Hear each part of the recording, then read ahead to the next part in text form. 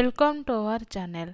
आमे आगुरु जाने जे पृथ्वी चारोटी मंडल रही आज आम वायुमंडल विषय आलोचना करवा। आम पृथ्वी को चतुर्दिगरे घेरी रही गैसीय बलय को वायुमंडल कहुए। जीवजगत तिष्ठि रही यार भूमिका अति गुरुत्वपूर्ण। आम श्वासक्रिय वायुमंडल आवश्यक अम्लजान ग्रहण करिताउ। वायुमंडल पृथ्वीर तापमात्रा नियंत्रण करिଥାଏ, फल आम असह्य खरा शीतर रक्षा पाई। वायुमंडलर गठन अनेक गुड़िए गैसीय पदार्थ मिश्रण में वायुमंडल गठित।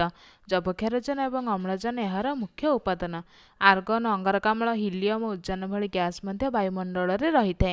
यह व्यतीत जलयबाष्प, धूलिकण अल्प परिमाण में रही है। तेबे आम वायुमंडल में विभिन्न गैसर आनुपातिक उपस्थिति को लक्ष्य कले जापर जे जबक्षारजन वायुमंडल में सर्वाधिक परिमाण में रही। आमे ग्रहण करुवा श्वासक्रिय जबक्षारजन को पुणी वायुमंडल को छाड़ी देता। उद्भिद जगत मध्य सीधा सड़क ग्रहण करिपारंती नाही। मृत्तिका एवं गछ मूल रहुथिबा केतेक बीजाणु बैक्टेरिया यहाकु परिवर्तन करी वृक्ष लतादिंगर उपयोगी करिथांती। अम्लजान अम्लजान वायुमंडलर द्वितीय मुख्य गैस। जीवजगत तिष्ठि रहिबापई यह नितांत आवश्यक। शिलाक्षय, भूतल, खनिज पदार्थर गठन तथा दहन जारण प्रक्रिया यह सहायक होइଥାଏ। जीवजगत श्वासक्रिया वायुर अम्लजान ग्रहण करिथांती। अंगारकाम्ल वृक्ष लतादि खाद्य प्रस्तुति समय अंगारकाम्ल व्यवहार करिथांती। वायुर अंगारकाम्ल बाष्प अति कम परिमाण में थाए।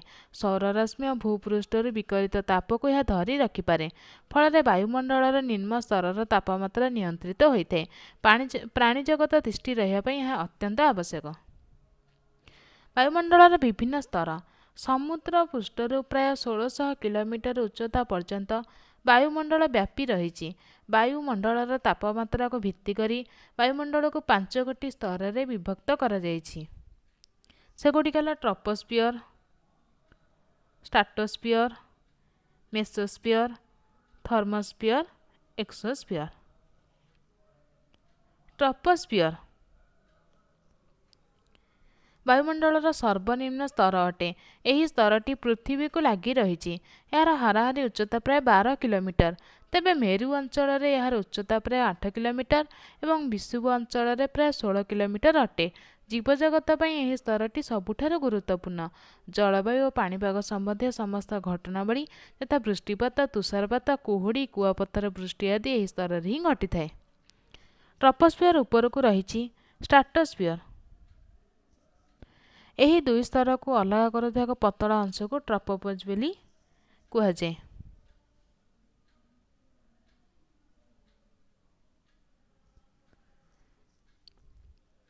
यह प्राय 50 किलोमीटर उच्चता पर्यंत व्यापी रही। विश्ववृत्त तुलन में मेरु अंचल में यह स्तर विस्तार अधिक। यही स्तर में धूलिकणा जलयबाष्प न थाए, तेणु मेघ व जलवायु संबंधी घटना एठारे संघटित हुए नहीं। विमान चलाचल यह एक अनुकूल स्तर। यही स्तर निम्नांशर ओजोन गैस रही। यह आमको सूर्य ठारू आसुवा क्षतिकारक रश्मि प्रभाव रक्षा करिଥାଏ। स्ट्राटोस्फियर उपरकू मेसोस्फियर अवस्थित। यही दुई स्तर को अलग करुवा मंडल को स्ट्राटोपोज बोली कहुए। यह प्राय 80 किलोमीटर उच्चता पर्यंत व्यापी रही। यही स्तर में उच्चता वृद्धि सह तापमात्रा ह्रास पाई थाए। मेसोस्फियर उपर स्तर को थर्मोस्फियर बोली कहुए।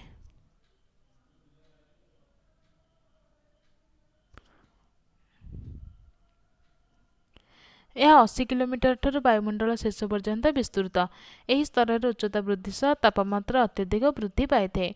यही स्तर निम्न भाग में आयन कणिका गुड़िक घनीभूत हो रही था, तेणु यही निम्नांश को आयनोस्फियर बोली कहुए।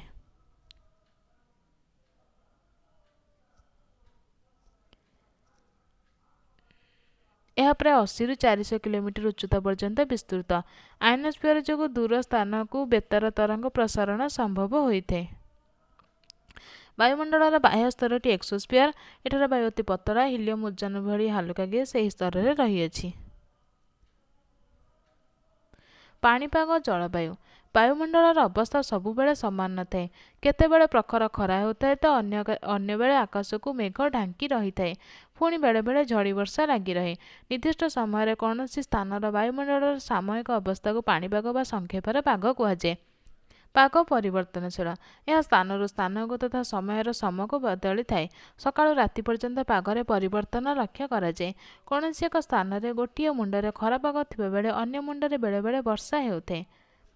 ସେହିପରି କୌଣସି ସ୍ଥାନର ପାଣିପାଗର ବହୁ ବର୍ଷ ଧରି ହାରାହାରି ଅବସ୍ଥାକୁ ଜଳବାୟୁ ବୋଲି କୁହାଯାଏ।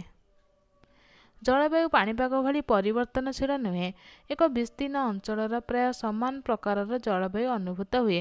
ଦକ୍ଷିଣ ଏସିଆ ଅନ୍ତର୍ଗତ ଭାରତୀୟ ଉପମହାଦେଶର ଜଳବାୟୁକୁ କ୍ରାନ୍ତୀୟ ମୌସୁମୀ ଜଳବାୟୁ କୁହାଯାଏ।